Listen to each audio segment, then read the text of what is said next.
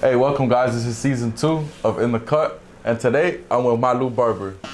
All right, so look, everybody's, I know everybody's seen what you posted, free agency. So now that you don't work with named company, are you looking for any other brands to be collaborating with, working with? Right now, I'm just thinking about taking it a little bit more easy and just actually take advantage of going to events and networking with people. So do you feel like when you work for a brand, a lot of your time is tied up in regards to shows and events? I would say that, yeah, a lot of your time, because as soon as you get to an event, you know that you have to walk around, and before you could actually process that you're at a show, you have to go show up at the booth and, stay there for a little while. And even if they pay for you to go and then they have you there as a part of the team, you kind of feel obligated to stay with them. That's just me, but that's one thing that I've felt every time I go to these events, that it just consumes a lot of my time. So if there was any words of advice to a barber that's looking to work with a brand, what would you say?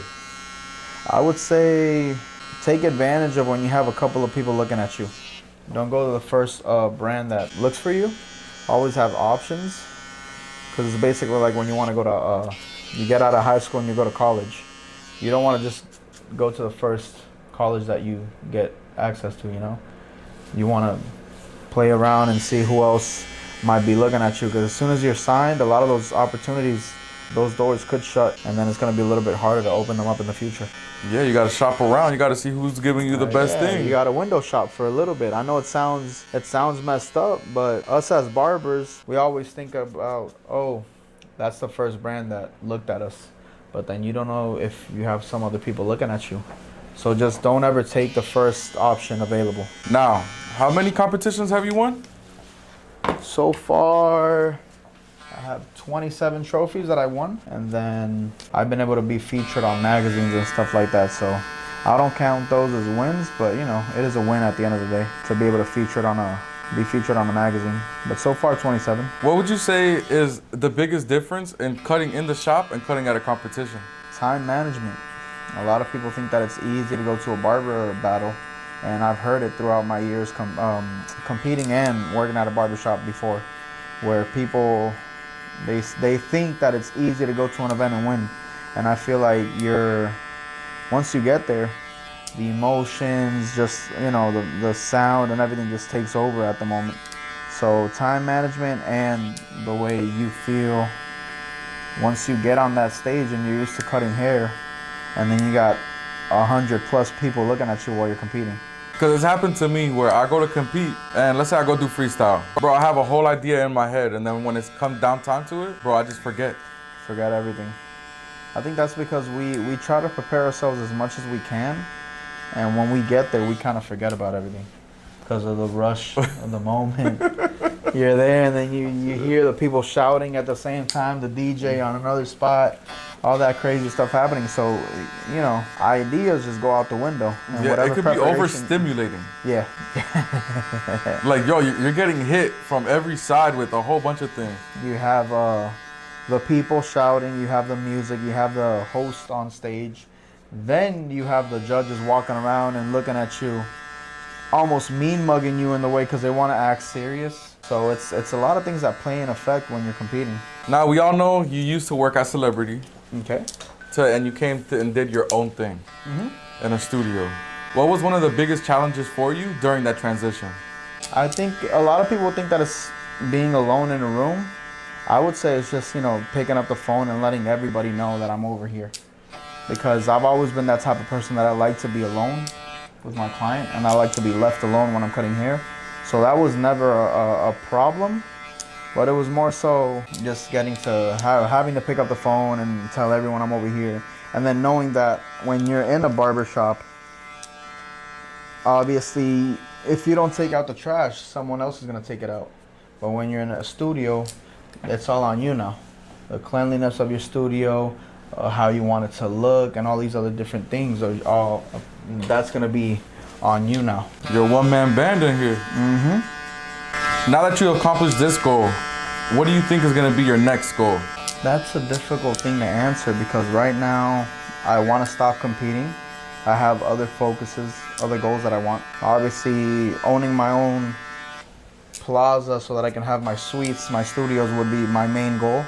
And then just other things that have to do with me personally as a man, you know, and my family. That's another goal. My house. Now that obviously you know that we went one day to check it out, and I recently enrolled in jiu-jitsu and kickboxing. I used to do boxing for a couple of good years and then taekwondo. So another big goal would be to have my black belt in a couple of years. So there's just things now that are mainly not barber related, that are just personal goals that I have now, because I've been able to accomplish a lot of the goals that I had when I started cutting hair. Yeah, I feel like, you know, people don't really understand that we have our own lives and own personal things to do outside of the barbershop. Exactly. A lot of people think that we're behind the chair all day, and usually we are, but this is basically, a lot of people don't think about it. I see it as this is my side hustle, because then my real hustle starts when I get home. And then you remember you're the man of the house. You got shit to get done, taken care of, and all that stuff. So it's like, yeah, we can be up here in the shop all day cutting hair, making money. That's a job. But when we get home or we leave this door and we go out, that's when the real work starts, where you got a lot of stuff to do. Yeah, we're not robots at the end of the day, you know? Yeah, and sometimes I feel like there's barbers that don't know how to turn that switch off and on. I was one of them. At the end of the day, I could acknowledge it and know that at one point I was a working machine, and then I had to kind of stop and think about, okay, am I taking my days off to be with wifey? You know, am I giving myself enough time to kind of not be clouded when I'm at the shop? Because if you do this so much as we love it and we know how to cut, at one point we're not gonna cut good just because we have 20 things in our head, and then we've been doing it for so many days in a row, from 9 a.m. to maybe even 1 in the morning. So a lot of barbers don't understand, like you said, that on and off switch, which it took me a while to be able to learn that. How often do you think barbers should go on vacation? This is gonna sound crazy, but I feel like every month. Yeah, like at least like a 2-day retreat or something like that, just because as barbers we go through a lot. You know, we're standing all day, but then it's like we're a psychologist at the end of the day. We got to hear every single problem from every single client. So it comes to a point where like, damn, my last client told me that he's getting a divorce. Now this client is telling me that, you know, he's having an affair. Next client just got out of prison because he killed someone. You know, so it's just so much in a day that for you to take it all in, it's like, man, like I need some time off. Yeah, like sometimes the energy, it'll rub off on you. Yeah. And I'm just like, damn, that's crazy. And then you gotta go to the next client and act like everything's okay. Like nothing happened, you know. Like you ain't hear some of the craziest shit you ever heard in your life. And I've even had people that, God bless them, they've lost a relative, and they just keep on cutting every client like it's nothing, you know. Like they won't talk about it. So at one point, you know, we go through real shit too, you know. So how long have you been signed on with Roda USA? I've been signed for almost about 2 years. I'm about to hit my year and 6 months mark. It's been a blessing to be with them at the end of the day. You know, they, like I said earlier, don't take your first option. But I've worked for Rolda for 3 years. I've been signed with them for 1.5 years almost. But when someone turns into family, and even when you're not signed by them at first and they still treat you like family, sometimes it's okay to be like, okay, that's the direction that I should go to. Mm-hmm. And you know, the way they treat us. A lot of people want to be signed, but there's a lot of different things that you got to think about. There's a lot of these brands that are trying to sign people that don't want to give you a freaking penny, because I'm not going to cuss on your thing. But there's people that, you know, they think that just because they're going to give you a pair of clippers or enhancements or product that, you know, oh yeah, I want you to go to this place, and they won't pay for hotel, your flights, what you're going to eat in a day. And people are just taking that because they're like, oh, it's an opportunity. I've been blessed that Rolda, they don't play around with that. You know, when they need me somewhere, they pay for everything. They pay for my food, my flight, my Ubers, my stay, and they pay me to be there that day. I can't tell you how much they pay me, but they pay me a good amount for me to be standing up and then just cutting hair at the booth all day. Yeah, they take care of their barbers. Of course. They take care of their people. Mm-hmm. That's good. That's good because, you know, I feel like there's a lot of companies that what they do is find the easy way out. And like you said, just give them a pair of clippers, trimmers, and be like, here you go. That's it. Yeah, it worked for me. Be a slave at the end of the day. It's basically like, you know, being a slave. Or they want to give you some chump change. Oh, there you go. Do this. And it's like, nah, man, I'm not worth that at the end of the day. I feel like a lot of companies try to take advantage of the barber because they know that the barber wants to be signed by somebody. And me, that I was signed with such and such clipper company, I can tell you that unfortunately, it's not like that. Sometimes you really have to pick and choose, sit down and play your cards. Don't do the mistake. That's what I did. I jumped onto a clipper brand. I can't say that I jumped on a product brand like forcefully because unfortunately, you know, they're basically like family, so I'm okay with working with them.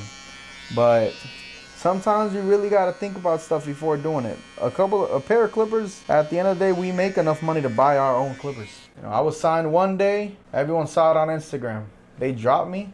The next day, I was already dropping 500 and something on some new clippers. We got it like that. We can afford clippers. It's what is the brand gonna give you? Because clippers, free clippers, you can just go buy yourself some clippers. You know, it's what are they gonna take care of you? You know, sometimes we're traveling to these places and we're in Florida, and they want you to go to Texas, or they want you to go to New York, or even California, and everything adds up. Every single thing, we're talking about almost $2,000 to go to these places. And I know a lot about that because of competitions. So when they don't want to pay for stuff, it's just a no-no at the end of the day. And not just that, but you're taking us away from where we work. Exactly. From us making money. So you're going to have to compensate me in some way. And at the end of the day, they take you away from your family. Our dream is to fly all over the place and cut hair. You want to be that guy. I'm not going to name drop any big barber, but you want to be one of those big barbers that people look at them and they scream when they show up. But for what are they compensating you? If they're not doing it, there's no point in doing it, unfortunately. We might think that we're doing a good thing, but in reality, they're taking advantage of you. That's why you got to know your worth at the end of the day. Exactly. That's the next point. That's why you got to invest in the Only VIP system.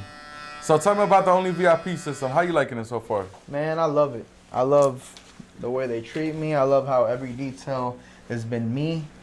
I've been able to work with Charlie and JD, the owners of the Only VIP system, and I feel like they hear you out. Oh, I want this, I want that, and they really take care of you at the end of the day. And those are people that they will basically, for what you're paying, you're getting someone that's going to motivate you at the end of the day.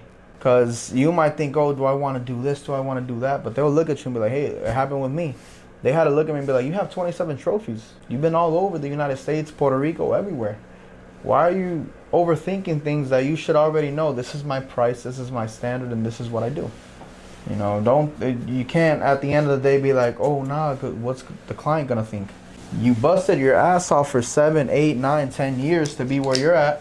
So at the end of the day, it's your own brand, so why not take advantage of it and have like 100% full flexibility of what you want to do with your brand and how you want it to look. So what do you think they found in you that you didn't find in yourself? I feel like, I can't say it was the value, but it was more so just, the value. The value? Yeah, the value, because they're seeing someone that's won so much, that has so much potential, but when you surround yourself with other people that don't have what you have, they're going to try to keep you right there.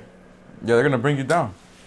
So it's good to see that there's people that, you know, maybe they don't have 27 trophies or all that stuff, but they have a vision and they see someone that they could actually include in their vision and help them get bigger, which is good in my eyes, because in this whole barbering career and all these people, there's too many egos, and it's refreshing to see two people like them, like JD and Charlie, that actually look at you and they say, yo, you could be someone way bigger than what you are right now. So is there going to be any seminars dropping soon from Malu Barber? It might be. You just got to stay tuned. You got to stay tuned. Those push notifications, all that good stuff. That way you know what I got going on. Because I know these people want to learn how to win these battles. Oh, they want to learn, but now that's one thing. They want to learn, and it's not about them not paying, but in Florida, people's egos are like, their heads are like this big, bro. oh nah, cause he won, but I can win without him telling me nothing. But then I got people from California, Texas, New York, Indiana hitting me up, in Puerto Rico, telling me that they want me to fly over there to teach them. So when I start seeing a little bit more love from Orlando, I'll do something here. But if not, you guys are gonna have to stay tuned for that one. Orlando barber scene to me is a little toxic.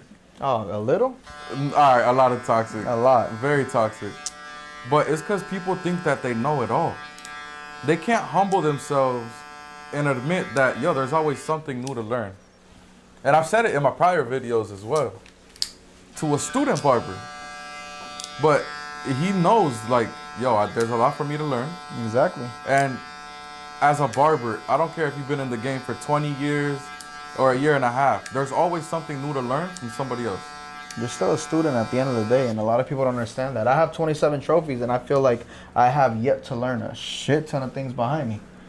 And I have all those trophies, all those accolades, but I know that I can look at someone and learn something different from someone. It doesn't matter. I think that's when you have to like just sit down and put your ego aside, which is hard for Orlando barbers. They're not, unfortunately. The people that know me, they know. And then, you know, my people know me. They know I mess with them.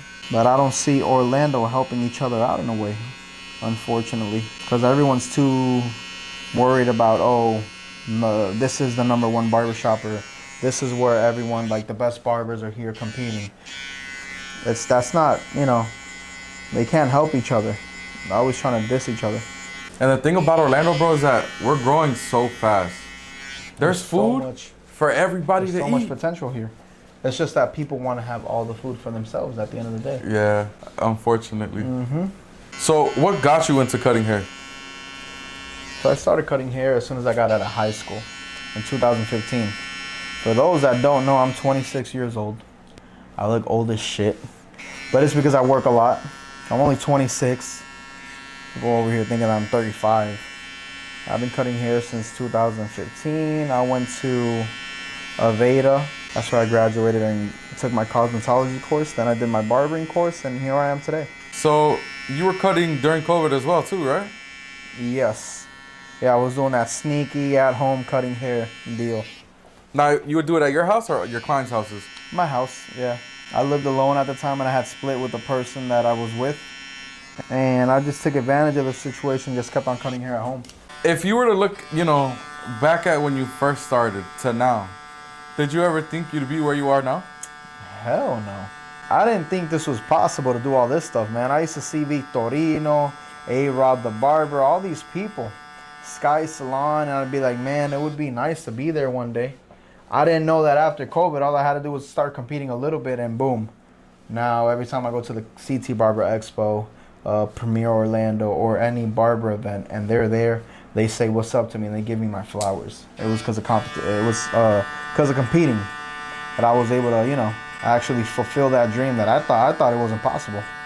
I was like, man, I'm not gonna be able to be up there with them because there's just so many barbers in Orlando. And it's only about going to the events, and then networking is gonna help you out a lot more. There's two types of ways that you could get big in barbering. Either you compete and you get noticed, or you network. Because you're not gonna get big not going to these competitions, to these big events that they have. This is true, this is true. Now, do you think, you know, battling and doing all these competitions is a faster way to get noticed than just networking? I don't think so. I know people that I have 27 trophies, and I've been able to be signed already by brands. I know people that have 50 trophies and they're not signed by one brand. Why? Because they focus on going, competing, and then they dip. They don't network. They don't talk to people. I met Jay Mayers because of a competition, because I said what's up to him. And after that, I just started showing up to the next event. And he always saw me, to the point where when I won this year in the CT Barber Expo, I won freestyle. He said my name, and when I got on stage, he called me by my actual name, Kevin Vasquez, because when you sign up at the CT, you have to put your actual name. And then he saw me, and from a distance, he's like, oh, it's Malu, because he already knows me. Because of networking, not because of competitions. Yeah, he saw me rip a competition one time. It was like, man, that shit was sick. But as soon as he started seeing me at these events, Like every single time, every single event, he was like, "Yo, he already knows who I am." That way, that sets me up to be able to be a judge at the CT Barber Expo, Las Vegas Barber Expo, or any type of expo that Jay Mayers would host or be at. He'll be like, "Oh, I know someone that's down to be a judge that I've personally know, and I've seen him kill people on stage cutting hair. Not literally, but you know, get first place out of the CT Barber Expo 2 years in a row. I won freestyle." And every time I competed, it's against like 43, 45 people. Wow, that's crazy. So for you to win first place in a prestigious event like that with all those people, you know that you got to be good. That's no, you know, over here people lose and they say that, oh, they robbed it. Yeah, everyone's always getting robbed in Orlando, supposedly. But it'll help you out, you know? Networking, man. Networking is key to be able to get far in this industry. So question for you, because it happened to us already. When we went to the Barber Plug experience, how do you feel about, you know, all these event organizers hiring judges that have no clue on the categories they're judging? Man, I'm sorry, Plug. I fuck with y'all heavy. I mess with my Texas people. The event was fire. What y'all did to me was the dumbest shit ever. I'm sorry. I've never been vocal about what happened, but when you bring someone you bring your judges to the stage and you say, oh, whoever screams the loudest wins, which is stupid. And then you mess around and you do that when I'm not even from Texas and there's 2 people that are from Texas. So I'm like, man, I lost this already. But then on paper, it says that I was first place. But when you get on stage, they switch it around and they say, oh, you were third place. At least with me, I don't agree with, if I do a barber battle, I'm going to pick people that are qualified. You know, I'm going to pick people that know how to do a fade and they're fast, that I personally know to do fast fade. The same with freestyle, overall, tag team, all these different categories. So when you bring people that on paper, I'm not going to name drop them because when they see this video, they're going to look back at the Barber Plug experience and they're going to go to see who the hell the judges were. When on paper, you have one of the hardest names in barbering right now. You have all these top barbers as judges. Then they look at you and they say they don't know how to judge your work. That doesn't fly. That it's just, it blows my mind up. And then you have all these people paying to go, and that kills like that didn't kill my vibe, because what? I turned around and I beat a shit ton of people in Connecticut. That didn't kill me. But what about the next barber that maybe it was his first time competing? And he's like, man, I'm not gonna compete. Look at what they did to me. Yeah. Me, I'll let it pass. I don't care. Y'all still owe me one. And if y'all do another event, y'all gonna see I'm gonna come back and it's demon time. It's strap season for me. We coming. Y'all don't want that. But it's annoying because the next barber coming up is not gonna want to compete. And then the beauty of a barber event loses its beauty when they start doing stupid shit like that. Unfortunately. And when you got 7 judges, yeah, but then 3 were judging because the other 4 were all over the place. It makes no sense. And that's my opinion. If I get backlash, y'all gotta understand, y'all don't pay nothing. Y'all don't give me shit. My clients pay for everything I got, so I could care less if I get backlash over what I said. That's just the truth of it. It's the reality of things. Because the event was fire. No, the event was stupid fire. I had a good time. I got to talk to a lot of people. Amazing time. Bro, I everything was fire. networked with people. I said what's up to a couple of my people from Texas that I fuck with. But it was just the moment of the judging. And it's like, how do you let that slide when you guys on paper you guys are with the biggest brands? Me being with one of the biggest brands, being Rolda right now, that we are very influential in barbering, and it doesn't make any sense. Unfortunately, y'all paid all that money for nothing. I agree, for sure. Yo, and Plug, I'm gonna go to your store. You better not try to tell me get out, because I got a lot of love for you. It's just that next time you gotta tell these judges to be on their shit, bro. If not, contact me. You know, I ain't gonna price you that much, bro. I got you. You can give me 2 clippers and I got you. Hey, there you go. The new joints though, not the old ones. Yeah, don't give me give me these. The metal instincts. Don't give me the plastic ones. I'm okay with T-Pub too. You got T-Pubs, right? Yeah. You like them? Bro, I love my T-Pubs. They're fire, right? Fire. Yo, don't diss me, T-Pub. Coming out with that little ski mask talking about people. I fuck with you. I got your trolls. I like them. I'm gonna interview the interviewer right now. How do you feel about T-Pub taking the same clippers and making them cheaper for the barbers? Is he for the people or what? No, he's definitely for the people. Yeah? And he puts it at a price point that's good for even beginner barbers. Of course. You can get a whole starting kit. For like $100 clipper, bucks. trimmer, and 120, shaver. right? For like 120. Come on, man. You can't beat that. No other company is doing that right now. Hey, man, I love clippers. I love buying clippers. I love to not be signed and just review. Y'all send me everything and I'll review everything. I don't care. But they're getting a little bit pricey, bro. Yeah. Like those new Instincts you got in your hand right now, how much were they? These Johns cost $300, bro. But that's the thing. You pay for quality. I'm okay with that. But for the beginner barber, it's a little bit steep, you know? But they did come out with a couple, like a set that's under 300, which is a fire set. The Red Rebel and then the Flex, with the clipper, they came out with 2 combos. I like that.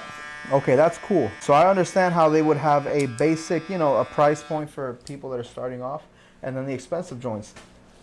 But bro, they're gonna get like Oster with the octanes that were like $400 for some clippers, man.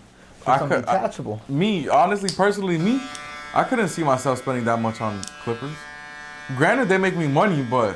Oh, of course. I'm going to make money with this clipper, but at the end of the day, what if I drop it and I break it? There goes the money down the drain, and you weren't able to recoup what you spent. Exactly. And we're barbers, bro. Accidents happen. Of course. Accidents do happen.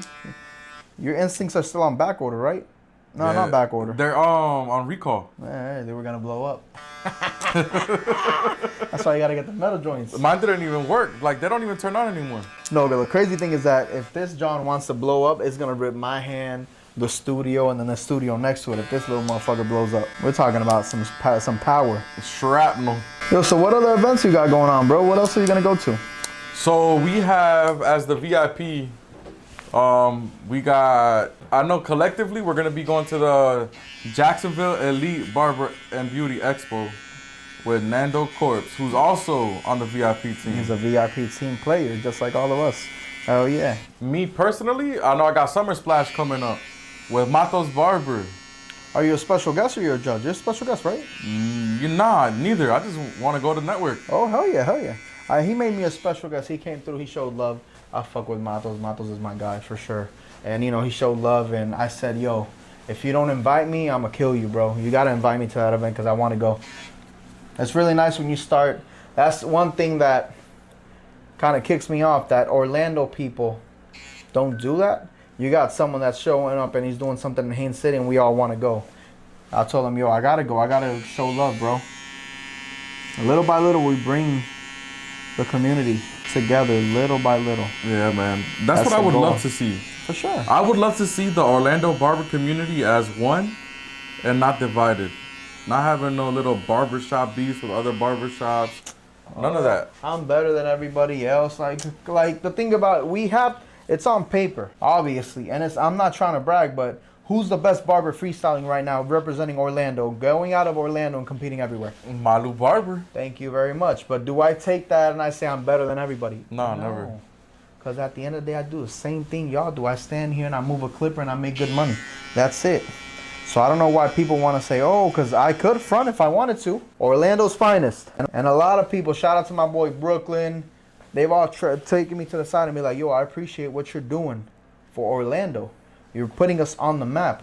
But why do I got to be the only one doing it? That's true. You feel me? Do I have to do a committee or some shit? Like, nah. They can do it themselves, too. We can do a whole big team and just go everywhere, you know? We got to start a barber union. For real, bro. Like, we got to do a treaty at this point. Everyone's dissing everyone. Yeah. In Orlando, it's stupid. There's enough cake for everybody to eat. There's a lot of people in here. Yo, Rise of Hair. Rise of Hair. Your boy is nominated for Best Freestyle of the Year, baby. Top 10. Oh, we there. When is that? That is August the 3rd and the 4th. In St. Petersburg with Bird Mena. We got my boy Bird Mena. Shout out to my boy Bird Mena, bro. He's in Orlando, too. He's doing his thing. Fuck with Homeboy. Homeboy's cool as hell. We over here doing a siete. Colombian haircut. Y'all happy, huh? Y'all winning the damn What is it? Copa America? What is it Copa called? America. Colombia's gonna win the whole thing, bro. Nah, bro. That's until Messi comes through. You know, Messi coming in with that little $7 million leg. Listen, Messi can't do everything by himself, though. That's the last time we checked. That's what he did. That's exactly what he did, bro. Nah, Messi's the GOAT. Mbappe had to come out of nowhere to try to save the game, which he almost did. He got 2 goals back to back in like 2 minutes each. Growing up, did you want to play soccer professionally or no? I did, but you know, it came to a point where I was like, yo, like I'm good, but I'm not that good. Cause yo, people that play pro, they're just a different breed. Mm-hmm. You look at them playing, you're like, ain't no way I could do that. So my respects to them, cause hell yeah, it's fire. It's like me in jiu-jitsu. I stalled on it my whole life basically, but now that I got into it, but I know how to box and I know how to do taekwondo. Whenever I do kickboxing classes, I'm in there. I can kill a person. I don't care. I got hands. But when they throw me to the ground, bro, I'm like, yeah. I don't know what to do here. Yep, I try and they're strong as hell. And I'm like, yeah, that's exactly why I'm learning and I'm a white belt. And you guys are purple belts, blue belts, brown belts. Now the discipline required for jiu-jitsu and all of that, how can it translate over into the barber world? Oh, it's stupid the way it transitions. Because a lot of people might think, oh, you're just going over there and you're laying on the ground with a whole bunch of guys and sweating and wrestling. It's not like that. When you start applying jiu-jitsu to your life, like any other martial arts, it changes you as a person. For some reason, it's like me right now. I used to not have, we were talking about that earlier. I didn't know how to say, oh, these are my days off. And I get out at this time. But ever since I started jiu-jitsu, I can leave at 6 every day, go train. And when I get out, I know by 8, I'm going to be with my girl at home. I used to not do that. I used to get home at 1 in the morning, 12 at night. And it all adds up at the end of the day. And then you look at yourself in the mirror and you're like, damn, am I actually, taking time to be with my family? And I feel like that's the first step that it took me to be able to be like, okay, I'm going to do jiu-jitsu. But I got to fix my schedule. If not, I can't do it. And I wanted to do it. Now that I do it, I fell in love with it. It's amazing. I love jiu-jitsu. Like, I fucking love jiu-jitsu. I'm sorry to cuss, but it's just the truth. And what gym do you go to? Huh? What gym do you go to? I go to Fabine Rosa, Brazilian Jiu-Jitsu. That's literally 4 doors down from my suite. Oh, so it's super close. It's right there, bro. I get out at 6. I'm done cutting hair. I walk next door. The people that you meet. There's one thing that I look at it. I look at it this way. I'm Puerto Rican. I'm Christian. There's a guy in there. He's Dominican. He's hella cool with me. He's Muslim. There's a Filipino. I don't know what he believes in either. And then there's all the other people that are Brazilian and all that stuff. It's funny how when we get on that mat, we all have the same gi. And we don't talk about God or nothing. It's just the love of jiu-jitsu. Mm-hmm. And that's how crazy jiu-jitsu can really just unite people from everywhere. To the point where now I can say I got a Muslim brother. I couldn't say that before because you don't walk around and you look for that. You might have clients that are like that, but because of our art, it got me closer to people that, at the end of the day, we all got the same color and we all love the same sport, and it's the sport of jiu-jitsu. Which I only wish that barbering would bring us together because we all got the love of barbering, but because of the ego, I get tapped out on a daily. But guess what? I look at the person, I laugh, and I'm like, good shit. Yeah, you gotta give them the props. Now, when people lose at a barber event, what's the first comment that they say? Oh, I was robbed. It was rigged. Robbed. You cut his ear off. Dude's in the ER with his ear all over it. And he's like, damn, man, I would have won. I could have won that. Come on, it was just a cut. You see? It's just the ego, bro. That's why I'm almost done or I'm going to retire. I'll make it public, too. Oh. No more. No mas. So is that the biggest reason that makes you want to retire? Yeah. From competing? Yeah, for sure. I've had times where I won. Clearly I won. Someone always has to come in and be like, oh, but you would have got second. It was okay. Bro, there's always someone that's going to hate at the end of the day. And it would be funny because I would have someone like in Connecticut. I did freestyle. While I'm on stage, Lowe's Cut It walks towards me and he's like, I'm really impressed with your job. And I have the live on my Instagram just in case they don't believe me. He said it on live. I was like, He was like, yo, I'm really impressed with what you're doing right now, kid. Good work. So you have Los Cut It telling you good work, and then some schmuck is good. That's never competed a day in his life. Oh, you won? They look good. You feel me? Yeah. And for those of you that don't know, Los Cut It is right now top for designs. If I'm here in Orlando, he's all the way up here. And for me to get up there, I gotta grind like crazy. And not just in Orlando or Florida, in the world. In the world. We're talking about Dubai. His creativity is on another level. Everywhere. Don't you sometimes want to just start doing a different haircut for no reason? You just want to take the clip and just go back. Give somebody a Colombian siete. I don't know, maybe take off the Colombian siete. Because it's okay with you guys winning 5-0 Panama, and then you got to have the haircut too. But look, you're the owner of Escobar. How does that feel? Having your own actual brand that now you guys dropped a new pomade. So, you know, having your own product brand it's stressful. I'm not even gonna lie. Really? Yeah. Bro, it's so stressful because not only do you have to manage your time in the shop and then whatever you have to do outside the shop, but now you gotta add a whole nother element into that. So now you gotta worry about shipping. Now you gotta worry about having inventory to ship. You gotta worry about, you know, having people order. I mean, but, you know, thankfully I've had a lot of support and my product's been selling out fast. It's come to a point where I have to start doing pre-orders because I can't keep any inventory. It goes too fast. And I got people from all over ordering product. I got people from Colorado. I got Hector from Texas. Shout out to him. Shout out to Hector. That's my boy right there. That's my dog. He bought it in bulk. And I got people from Georgia. I got people from New York. I got people all over. But it's stressful, man. But you just got to keep pushing because, you know, at the end of the day, it's going to be worth it. I'm able to say that's mine. Hell yeah. Heavy, I love you, but I'm using another one. My bad. That boy Miguel from Heavy. Shout out to him. My guy. That's my guy. I know he ain't going to like that. I'm using another compressor, but I left his at the crib. That's why. What's one goal that you have when it comes to barbering? Like, what's your main goal? Like, maybe cutting a celebrity that you've always liked, or maybe just like, you know, being in Target with your products. What's one big goal that you have? It's definitely not cutting a celebrity.